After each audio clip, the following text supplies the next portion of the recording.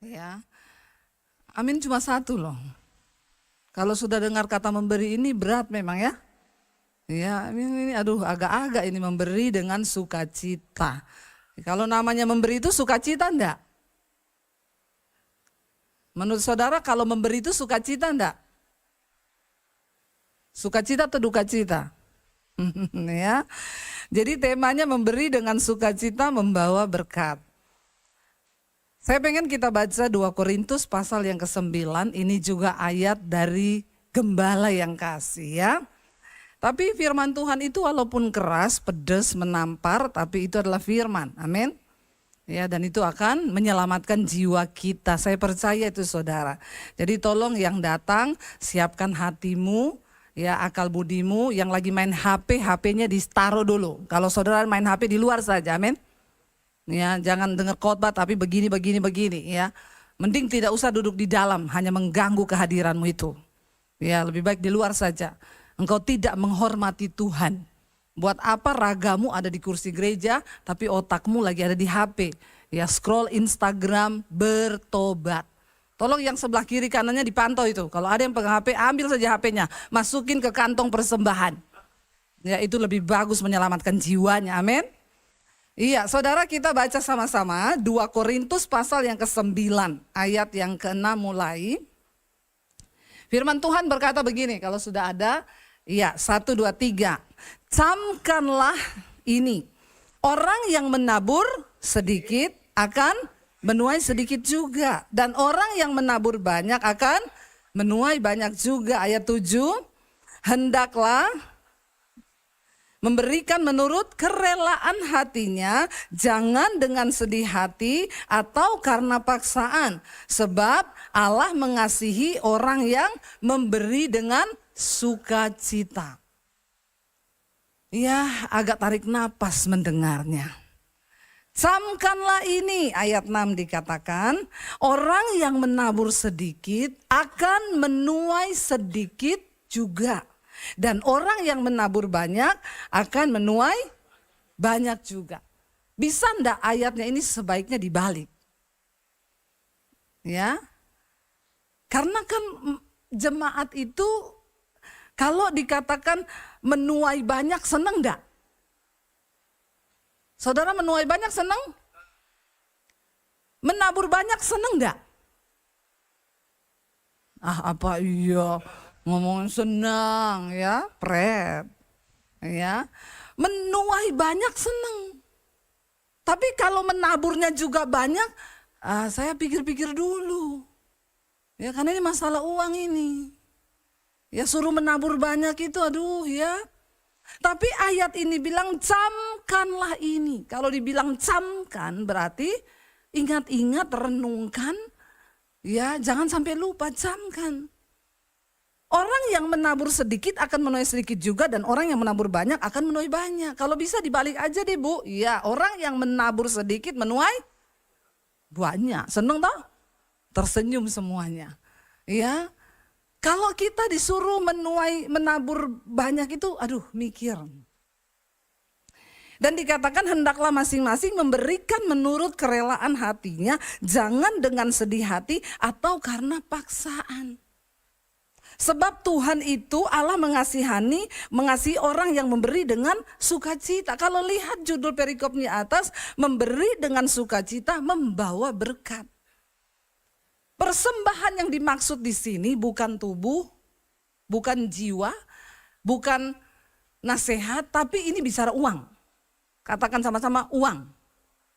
Karena kalau saudara lihat konteks di atasnya, Rasul Paulus sedang menyuruh jemaat di Korintus untuk melakukan pengumpulan uang untuk Yerusalem. Karena dulu di Yerusalem itu adalah rumah Tuhan. Dan mereka berniat membantu orang-orang kudus, jemaat-jemaat, hamba Tuhan di Yerusalem yang berkekurangan. Jadi Rasul Paulus bilang, camkan ini. Dan itu juga perkataan Tuhan Yesus. Siapa yang menabur sedikit akan menuai sedikit, menabur banyak, menuai banyak. Tapi saudara kalau sudah ngomong uang itu memang susah. Ya, susah saudara. Ya, kenapa saudara? Makanya Yesus itu bilang begini. Kita lihat bersama dulu di dalam Matius pasal 6 ayat 21. Injil Matius 6 ayat 21, Yesus berkata begini, ini Yesus yang bilang. Karena di mana hartamu berada, di situ juga hatimu berada. Ini berlaku untuk semua manusia, termasuk pendeta. Di mana hartamu berada, di situ hatimu berada. Contoh, kita itu di kamar ada cincin emas, ada uang, ada segala macam. Kita pergi tinggalin rumah, lupa kunci kamar. Saudara balik enggak? Halo, balik? Berarti kau normal. Ya, semua begitu saudara. Pasti balik, karena di situ ada harta. Di mana hartamu berada, di situ hatimu berada. Nah Yesus bilang begini, untuk menyiasati supaya kita nggak terlalu terikat dengan harta dunia, Tuhan Yesus bilang ini, kumpulkanlah bagimu harta di sorga. Supaya hatimu juga ada di sorga. Ya, banyak-banyaklah menabur. Lalu Yesus bilang begini saudara, Matius 6 ayat 24 kita baca bersama saudara. Matius 6 ayat 24, lompat ayat yang ke-24. Firman Tuhan berkata demikian, ayat 24 tadi Matius 6, 1, 2, 3. Tak seorang pun dapat mengabdi pada dua tuan. Karena jika demikian, ia akan membenci dan mengasihi yang lain. Atau ia akan setia kepada yang seorang dan tidak mengindahkan yang lain. Kamu tidak dapat mengabdi pada Allah dan pada Mamon. Satu-satunya hal yang Yesus sejajarkan itu dengan Allah di dunia ini adalah Mamon, uang saudara. Enggak ada yang lain. Kalau orang hidup di dunia ini tidak cari Tuhan prioritas pertama, maka pasti dia cari Mamon. Ya, cuma itu kepentingan manusia di dunia ini. Kenapa kita harus kenal Tuhan dan belajar mengasihi Tuhan dengan harta kita? Karena kalau kita nggak sungguh-sungguh mengasihi Tuhan dengan harta kita, maka kita pasti akan mengasihi Mamon. Bahkan banyak orang sudah di dalam gereja, hatinya tetap mengasihi Mamon. Ya, itu terbukti ketika disuruh menabur. Kita lagi membahas menabur dengan sukacita membawa berkat. Kenapa saya bawa ke sini dulu? Kita nggak akan pernah mungkin bisa menabur banyak dengan sukacita kalau paradigma kita tentang uang tidak dirubah. Amin. Ya, uang nggak dibawa mati. Tapi nggak ada uang bawaannya, tahu ya. Uang tuh nggak dibawa mati, tapi nggak ada uang bawaannya mati. Uang bukan segala-galanya bu, tapi segala-galanya butuh uang. Ya, kita kalau berhenti di pinggir jalan, apa di rest area itu toilet saudara. Satu kali saya pernah ditulis toilet buang air kecil 1.500, buang air besar 2.000. Ada orang keluar saudara, ya mas ini uangnya 2.000, saya tadi buang air kecil. Wah saya enggak ada kembalian mas 500. Yaudah kalau gitu saya buang air besar dulu deh. Ya walaupun enggak kebelet tapi sayang ya namanya juga 500 itu duit loh ya. Walaupun enggak kebelet dipaksa-paksain karena 500 saudara. Yang namanya uang itu saudara, orang itu sekarang aduh ya uang itu hitungannya setengah mati. Tapi banyak orang tidak mengerti bahwa ini kunci kita diberkati Tuhan. Kalau kita genggam uang kita, ya mungkin saudara, kita rasa kita dapat semuanya. Tapi ketika tiba-tiba hilang buat apa? Ya anak sakit, ya ini rusak, itu rusak, rumah rusak, mobil tabrakan. Itu belalang pelahap. Kemarin saya pelayanan di Makassar, saya ketemu beberapa pengusaha dan kami ngobrol soal hidup menjadi berkat saudara. Lalu ada pengusaha yang tanya sama saya, kan saya bilang begini, dalam hidup ini kita terima uang berkat, itu tidak semuanya roti untuk kita makan. Tapi di situ juga ada benih untuk ditabur. Jadi berkat yang kita terima ada roti, ada benih. Kalau roti silakan makan. Tapi kalau benih jangan dimakan, nanti kau sakit perut. Ya, tapi orang Kristen semua dimakan, pikirnya biar kenyang. Ya padahal benih itu harus ditabur. Lalu ada satu pengusaha yang tanya, Bu sekarang saya mau tanya, bagaimana kita bisa membedakan ini benih, ini roti? Saya bilang kembali ke Alkitab aja, setidaknya keluarin dulu 10%. Nggak usah kau cari-cari ayat, di perjanjian baru udah nggak perpuluhan kok, itu orang pelit begitu itu. Kenapa kita dilatih per 10? Seper 10 itu cuma latihan, kita ini mau nggak memberi, menabur. Sebenarnya yang kita punya itu 100, Tuhan punya 100%, bukan 10%. 100% milik Tuhan, tapi manusia rakus. Sekarang cari-cari ayat, kan itu di perjanjian lama, perjanjian baru enggak ada. Hidupmu enggak akan diberkati, saudara, percaya saya. Tuhan melatih kita cuma 10%, itu latihan dulu. Itu benih yang harus kau keluarkan, jangan kau makan sendiri. Kau enggak akan menabur, menuai kalau kau tidak mau menabur. Ya, enggak usah tegang mukanya, biasa aja. Giliran ngomong duit semuanya mukanya tegang loh, saudara ya. Ini kebenaran, saudara. Tarik dulu 10% itu. Lalu saya kasih ke siapa, Bu? Enak aja nanti pendeta kaya. Terserah kau kasih kemana, doa. Di mana Tuhan menuntunmu kasih. Yang penting keluar dulu. Melatih kita, melatih daging kita, melatih kalau manusia itu kalau nggak dilatih rakus. Ya, kadang bukan cuma uangnya orang juga mau dimakan. Iya Pak ya? Ya. Saya kemarin ketemu teman, kurus sekali ya sekarang. Iya Bu, kita ini pokoknya Senin sampai Sabtu kita puasa Bu. Pokoknya no karbo, no gula, no ini. Tapi kalau Minggu semua kita makan, termasuk teman, saudara, ya. Kita makan semua. Ini rakus, saudara. Kenapa kau nggak diberkati? Karena kau nggak mau belajar. Coba belajar dulu, benih disisihkan. Saya nggak suruh saudara kasih sama saya, nggak usah. Saya sudah ada gaji dari YouTube. Nanti kalau saya khotbah begini tuh Bu Debbie, supaya orang kasih sama dia tuh perpuluhan, pendeta, mata duitan, pret. Saya menyampaikan kebenaran saudara. 1/10 itu cuma latihan daging kita untuk kita bisa keluarin. Berani enggak saudara keluarin itu? Waktu kau keluarin doa, Tuhan nih saya mau kasih kemana Tuhan? Ya, saya mau kasih kemana? Tuhan tuntun saya kemana? Ya tempat yang benar. Kalau hatimu tulus dengan kerelaan dan sukacita, Tuhan akan tuntun kau kok kasih di tempat yang subur. Amin. Benar saudara, ayo kita belajar dulu dari situ. Karena ini rahasia firman Tuhan. Kita gak mungkin diberkati kalau kita gak melakukan. Ini soal keuangan. Ya, gadis bijaksana dan gadis yang bodoh itu bicara tentang uang loh. Mereka punya uang tapi mereka gak beli minyak. Uangnya dipakai untuk hura-hura, untuk apa yang lain. Ya ada juga yang dia tabung. Sampai Tuhan datang gak dipakai-pakai. Ya, saya lihat kemarin di TV. Ada yang ketangkep itu hampir 1 triliun. Siapa itu ya di rumahnya di bawah kolong tempat tidur ya. 900 miliar apa berapa itu. Hampir 1 T saudara itu baru bilang tidur beralaskan uang. Ngeri ya, ngeri loh saudara ya. Itu uang di bawah kasur itu gila itu. Aduh itu mamon hamba uang itu, kita perlu berdoa buat negara ini supaya para pejabatnya gak rakus, amin. Ya kita berdoa sungguh-sungguh saudara, uang itu jahat, uang itu setan.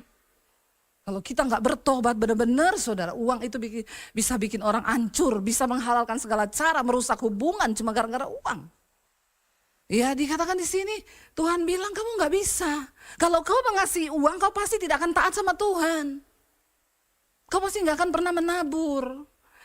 Saya berkhotbah begini, kenapa? Saya bukan cuma berteori, saya belajar melakukan, saudara. Ya, belajar memberi dengan sukacita dari masih kecil dulu. Ya, waktu kita masih miskin, cuma punya uang 50.000, Tuhan suruh kasih orang 50.000. Penjual soto dekat gereja agama seberang datang, anaknya sakit. Boleh gak saya pinjam 50.000? Tinggal 50.000 hari itu. Suami saya tanya saya kita kan uang tinggal 50.000, besok anak susu habis.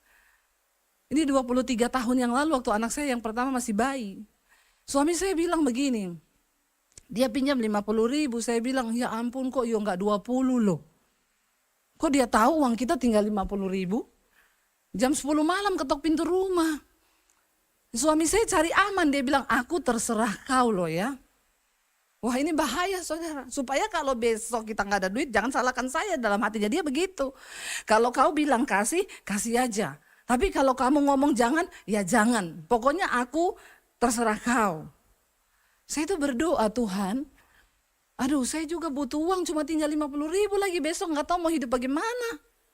Gak ada uang di tabungan, memang waktu itu masih benar-benar miskin. Saya berdoa sesaat, tiba-tiba ayat firman Tuhan bilang kesusahan sehari, cukup untuk sehari. Besok itu ada kesusahannya sendiri, enggak usah dipikir. Saya bilang sama suami, kasih aja, dia lebih butuh, anaknya demam. Tapi ayat ini jangan dipakai di mall waktu kau baru gajian. Baru terima gaji 6 juta ke mall terus kesusahan sehari, cukup untuk sehari. Terus kau shopping di situ kau habiskan duitmu.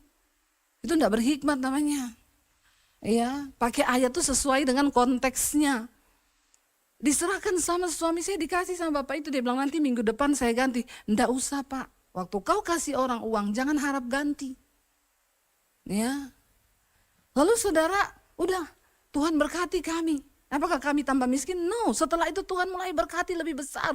Tuhan tuh selalu begitu cara kerjanya, dia uji dulu hatimu.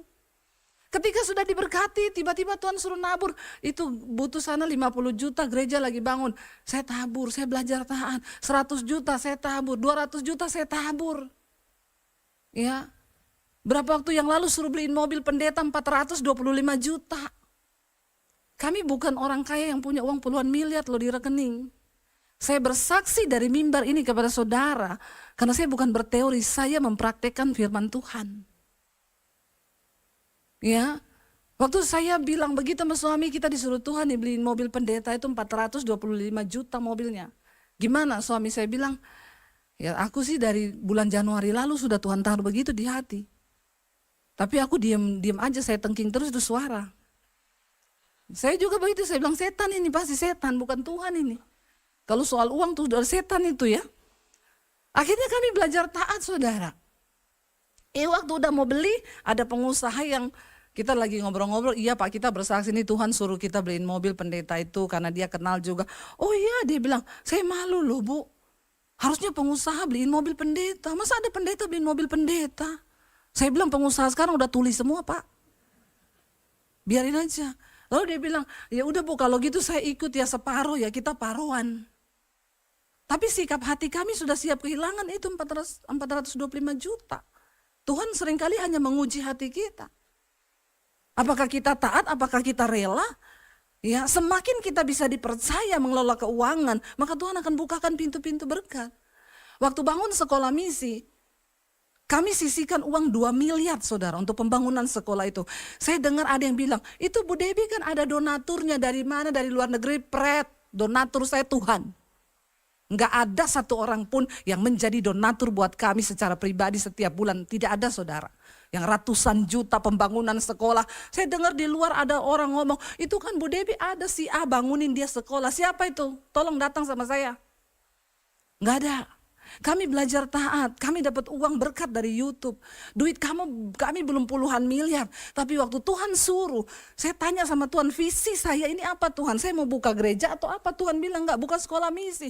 Sekolah kan tuh anak-anak dari desa untuk jadi hamba Tuhan, jadi penginjil. Terus Tuhan dari mana uangnya yang ada sama kamu? Uang kita belum 10 miliar, belum 20 miliar. Pas-pasan, kami ambil 2 miliar, kami sisihkan untuk pembangunan sekolah misi.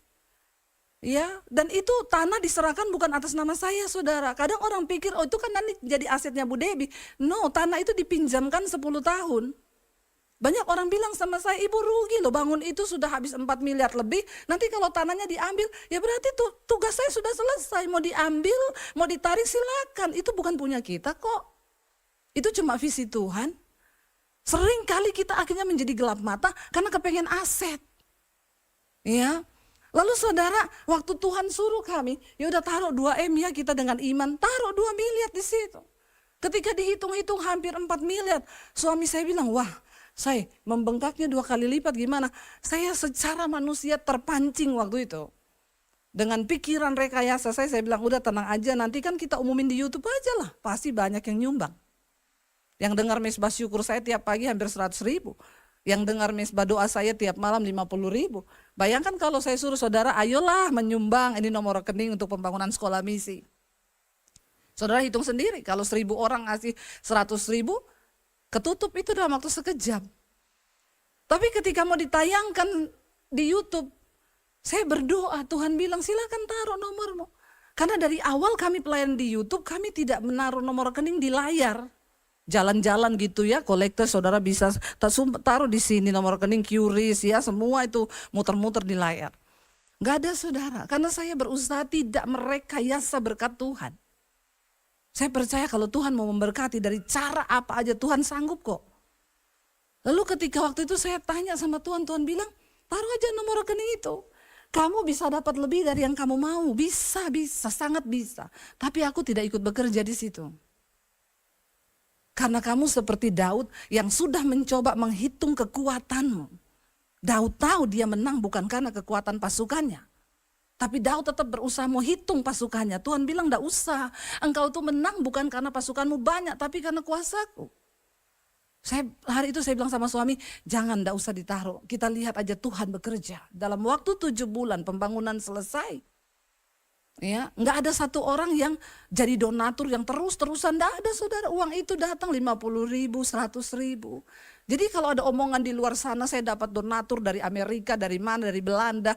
Itu omong kosong, donatur kami itu Tuhan. Tuhan saudara.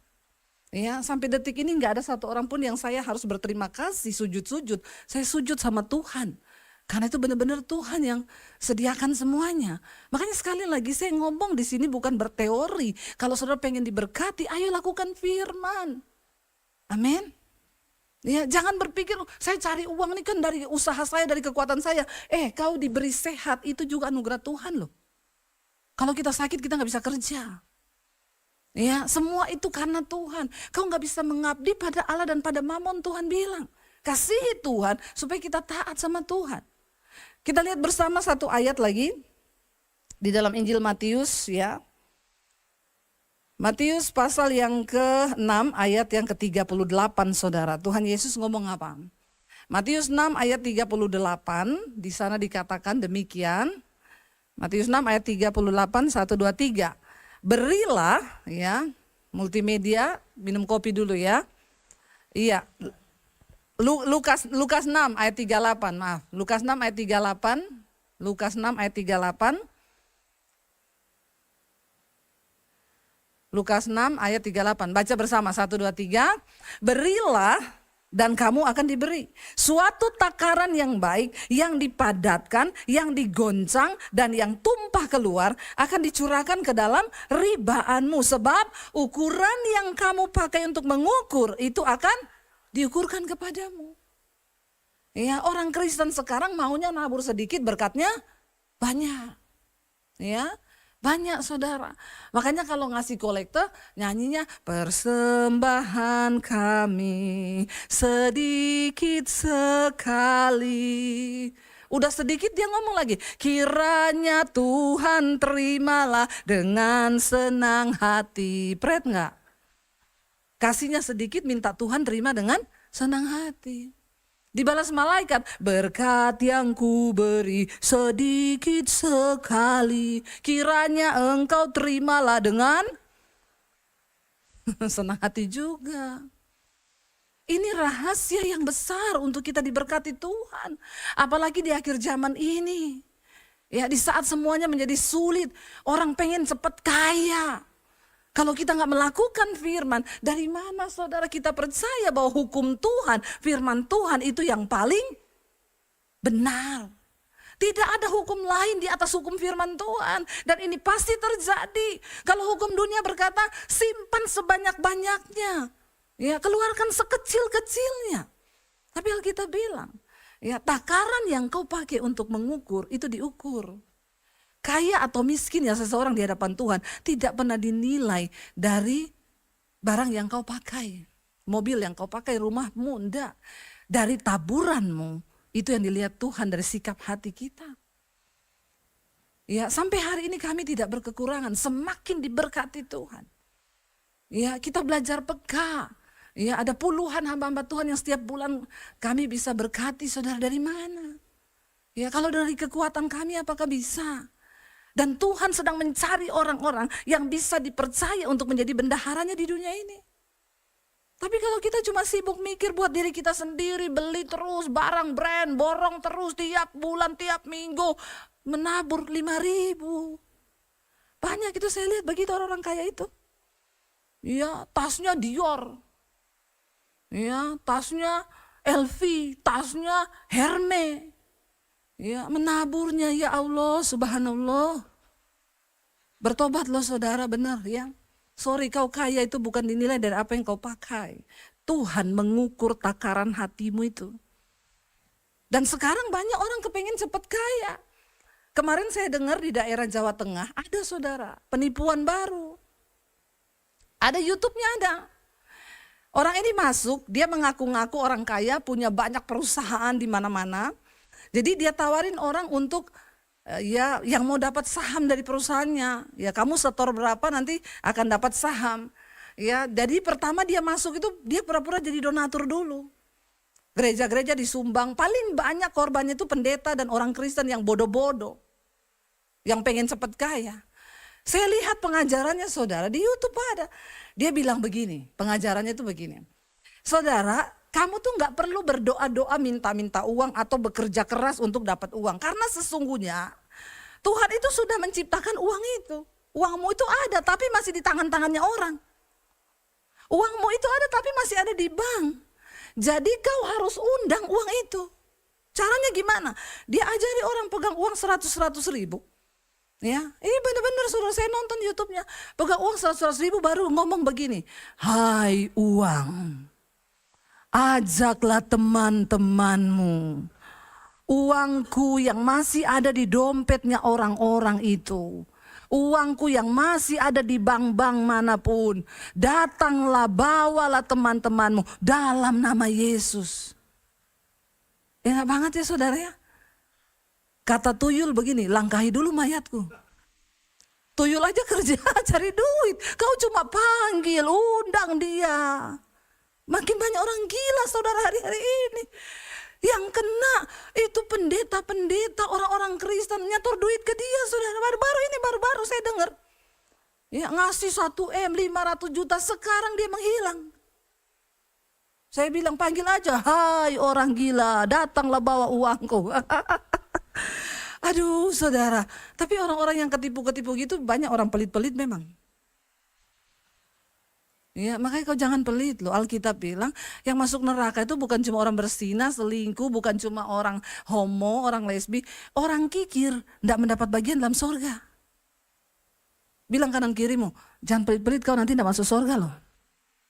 Ya, kasih tahu saudara, benar nih serius nih. Ya serius. Saya memberi dengan sukacita, dengan senang hati itu bisa terjadi kalau kita ini punya pandangan, punya perspektif yang benar tentang uang. Ya, kalau kita salah memandang uang, maka itu jadi hamba. Kita diperhamba sama uang itu. Sehingga kita melakukan segala sesuatu itu hanya demi uang, sehingga kita lupa. Ya kau tahan uangmu, nanti bocor kemana-mana. Ya sakit harus keluar 500 juta. 1M. Wah saya kalau dengar orang sakit bangga loh saudara. Iya bu, saya tuh kemarin sakit habis 1M loh. Ya saya kemarin sakit ratusan juta, saya bilang sama suami saya nggak rela loh duit saya tuh buat bayar rumah sakit. Suami saya bilang ya udahlah saya anggaplah ya bersyukur loh kamu sakit kita ada duit. Ya tapi saya nggak rela loh. Ya saya nggak kasih tahu siapa-siapa saya sakit. Tiba-tiba keluar rumah sakit ada ibu yang WA, loh bu, ibu itu kemarin masuk rumah sakit tuh. Iya bu, kenapa? Kok nggak ngomong-ngomong saya? Ya ngapain saya ngomong-ngomong?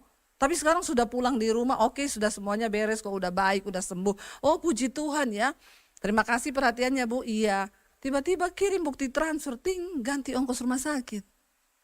Saudara, waktu kau sungguh-sungguh dengan Tuhan soal keuangan, Tuhan tuh nggak rela juga loh uangmu bocor kemana-mana.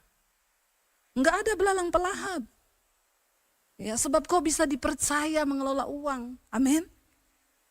Enggak usah tegang gitu mukanya. Ya, bertobat saja kalau hari ini tertemplak. Ini bukan saya yang bikin ini ayat ya. Tadi pagi saya baca ayatnya Pak Konrad. Berat nih. Berat tema ini. Ya, ini tema yang paling jarang dikhotbahkan oleh pendeta. Karena takut jemaat tersinggung. Kalau saya memang sengaja saya singgung.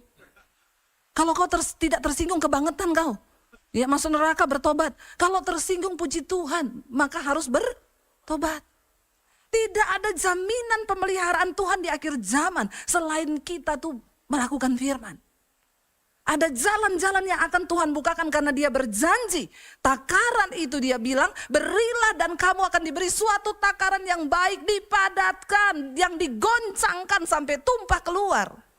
Saudara pernah lihat orang kalau jual beras, dipadatkan, tapi sekarang ternyata di dalam ditambahi begini besinya saudara.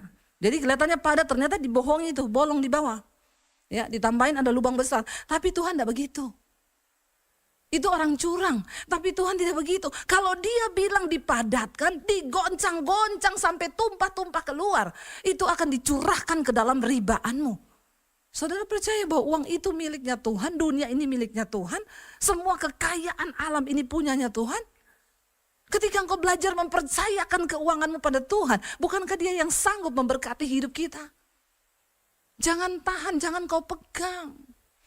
Ya, jangan terus buat diri sendiri, terus beli barang, beli apa, beli ini. Berani saudara, kemarin saya ketemu teman saya pengusaha besar, dia bilang gini, saya tuh salut loh sama Bu Debbie, saya malu loh, ibu itu hamba Tuhan. Tapi Dede, saya tahu benar ibu berani keluar duit. Karena dia bilang saya ketemu pendeta-pendeta di pedalaman, mereka kirim foto sama saya. Pak, gereja saya dibangunin Bu Debbie ini udah jadi. Dia bilang saya terkaget-kaget loh, ibu bisa bangun gereja sebesar itu. Saya bilang itu karena Tuhan, Pak. Waktu kita bisa dipercaya, maka Tuhan akan dikatakan di janji Tuhan, tumpah keluar saudara. Dipadatkan semua berkat itu, diberi takaran karena apa? Ukuran yang kau pakai untuk mengukur, takaran yang kau pakai untuk mengukur, itu akan diukurkan kepadamu. Karena itu mari kita sungguh-sungguh. Kita datang ke dunia ini tidak bawa apapun saudara. Kita mati juga nggak bawa apapun. Tadi pagi saya baru baca berita, Oktober 2024 ada artis yang mati. Dia mati belum sempat wariskan hartanya ke siapa. Ya, bayangkan saudara. Mati mendadak jatuh dari lantai 3. Koma akhirnya meninggal. Dan uangnya belum sempat diatur itu mau lari kemana. Coba waktu dia hidup uang itu dia sudah pakai untuk ya menabur untuk apa, kan sia-sia sekali gitu, mati mendadak. Kita nggak pernah tahu kapan Tuhan panggil hidup kita. Bukan masalah kita mati mendadak atau matinya kapan-kapan, tapi kan yang terpenting ya kita selama hidup kita pergunakan yuk semua yang sudah Tuhan titipkan itu dengan bijaksana, ya dengan apa yang Tuhan taruh di hati kita, dan kita mau jujur sama Tuhan. Ya, sehingga kita ini bisa menjadi hamba Tuhan yang dapat dipercaya, orang Kristen yang dapat dipercaya untuk mengelola berkat. Amin saudara. Ya, di tengah bangsa yang sudah hiruk pikuk seperti ini, setidaknya masih adalah orang-orang benar yang mau berdiri dengan tidak mata duitan dan berkata, Tuhan, saya sedih loh saudara, kalau saudara lihat ke pedalaman, kekristenan hari-hari ini mundur. Kenapa? Karena orang Kristen udah gak peduli dengan menabur. Mereka gak lihat lagi pekerjaan Tuhan. Ya, lalu siapa kalau kita gak mau jadi kaki tangannya Tuhan di dunia ini? Untuk penginjilan, untuk misi. Kami lagi sekarang lagi renov satu rumah di kota Palu saudara. Itu rumah dikasih orang, Tuhan tuh ajaib. Waktu saya pulang ke Palu beberapa waktu yang lalu, saya ajak suami saya. Aku ajak kamu lihat tempat kosku dulu yuk waktu aku diusir dari rumah. Biar kamu lihat, ya aku tuh pernah tinggal di situ dulu. Kita pergi lihat lah. Ini loh tempat kosku dulu di sini. Tiba-tiba saat kami berdiri di tempat kos itu, di hati saya tuh muncul ting, Tuhan taruh. Cari rumah-rumah bekas di kota Palu ini untuk dijadikan satu pos pelayanan. Ya, nanti Tuhan yang akan menuntun. Lalu saya bilang sama suami, kita cari rumah-rumah bekas di Palu ini untuk kita bikin pos pelayanan. Kenapa? Karena kota Palu ini adalah kota di mana Tuhan banyak bicara sama saya dulu. Jadi saya percaya ada sesuatu lah, ya udah kita cari ya. Ngomong begitu saudara, nggak berapa lama ada orang WA. Shalom Bu Debbie, saya punya rumah di Palu. Saya pikir dia mau jual rumah ini. Oh iya Bu, kenapa? Saya itu baru 2 minggu dapat khotbahnya Ibu. Tapi saya dijamah Tuhan. Rumah itu sudah lama mau saya kasih untuk pelayanan. Tapi ketemu orang gak sreg, mau kasih ke sini gak sreg.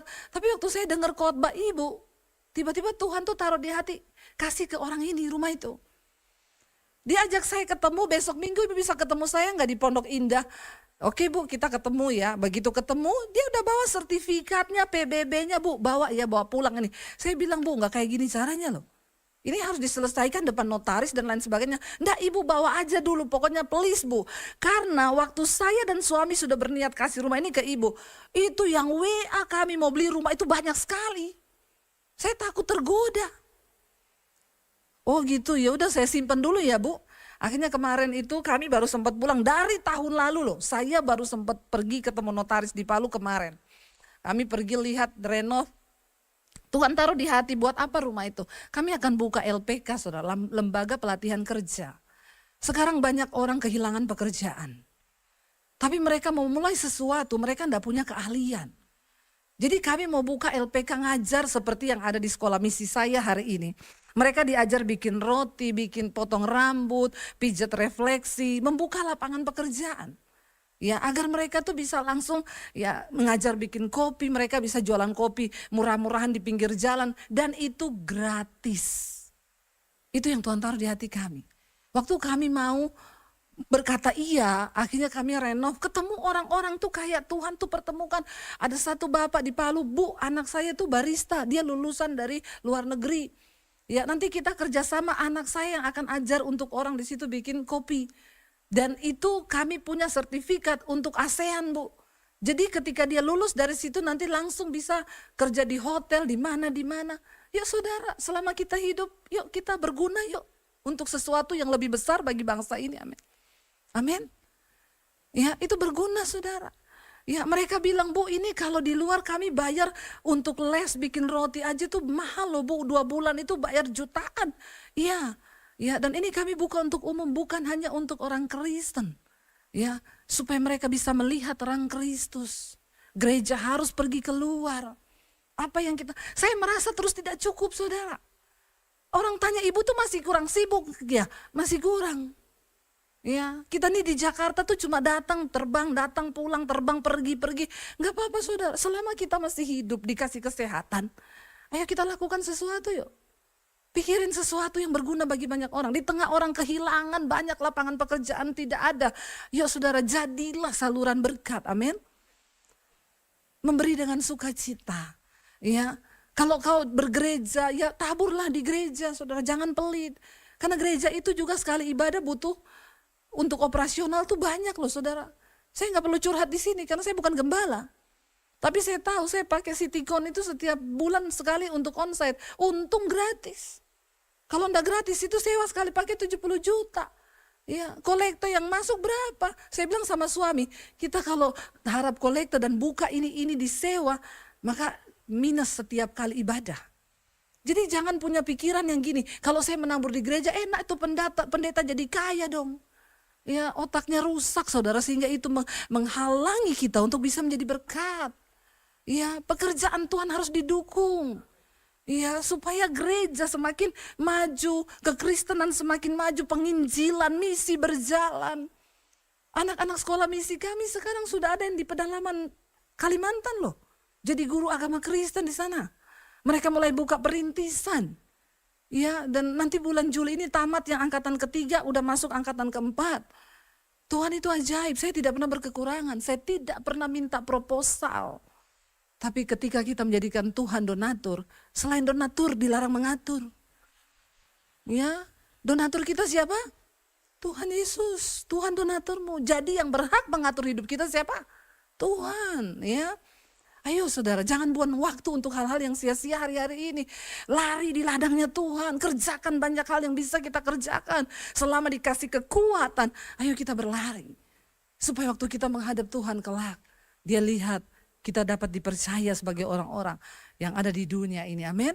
Dan kalau kita bisa dipercaya dalam keuangan, saya percaya Dia akan bukakan, Dia curahkan. Saya undang para imam musik maju. Tingkap-tingkap dibukakan, takaran kita dipadatkan kata Tuhan. Kita bangkit berdiri bersama. Ku tak membawa apapun juga Tuhan saat kami datang ke dunia. Dan kami tahu kami juga akan tinggalkan semua. Kita naikkan pujian.